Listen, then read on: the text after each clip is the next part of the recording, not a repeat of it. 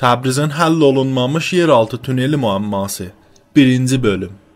Yeraltı yolları və onun tanınmayan əcaibi, məşhur və adlım sekanslarda film yönəticilərinə həmişə yaxçı qonu olub. Yer dərinliklərinin tanınmayan qaranlıq və qorxmalı yerləri hər macəra axtaran insanı Jules Verne və onun dastanlarını yadına salır. Amma bir zaman görürük bu əcib dastanlar biz Təbrizlilərə əfsanədən çıxıb gerçəklik rəngin özünü alır.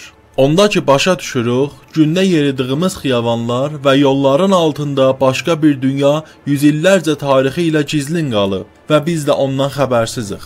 Deyilir Elxanlılar çağında Sipahın gəlgədi üçün 3 yöndə yeraltı yolu var imiş. Və hamı bu mövzunu söydüyü kimi ölçüb biçir və qulaqlara çatdırır. Təbrizin yer altında neçə tünel və keçiş yolu var ki, 3 nöqtədə şəhrin kənarından başlayır, Əlişah Ərginin altından keçib və sonda Acıçaya yol tapır. Birinci yol Bağşumaldan başlayır. Güney doğudan şəhrin mərkəzinə ya haman Ərkə qədər yol alır. İkinci yol Bağmeşə və Rəb-i Rəşidi imarətinin altından güney doğudan Ərkə tərəf gəlib, bu iki yol bir-birinə yapışır və Ərkin altından quzey-batıya ya Şəmqazan məhəlləsinə gedir. Oradan sonra Acıçaya, şəhrin kənarına gedir. Bundan bir neçə balaca riştə də ayrılıb, Ferdowsi xiyabanı və bazardan keçib, sonda Meydan çayı ya haman Mehran çayına bağlanır. Bu məsirdə yeraltı tünellər və keçiş yolları var.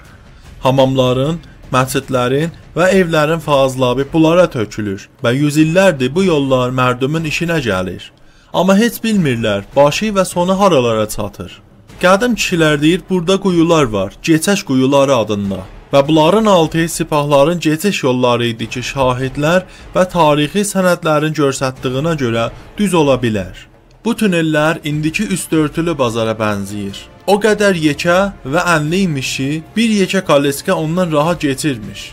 Bunların bəzisi ehtiyatsızlıqdan aradan gedib, amma hələ də Şəhnazda və Miyar-Miyarda çox evlər, hamamlar və məscidlərin fazlabı bu quyulara tökülür və işi axsatmadan mərduma işləyirlər. Çox axtardıq və bildik ki, bu tarixi tünelin musafiri də var imiş. Karikator muzəsinin məsuluna sorduq. Cavabımızda dedi, bu tünellər gerçəkdə vardı.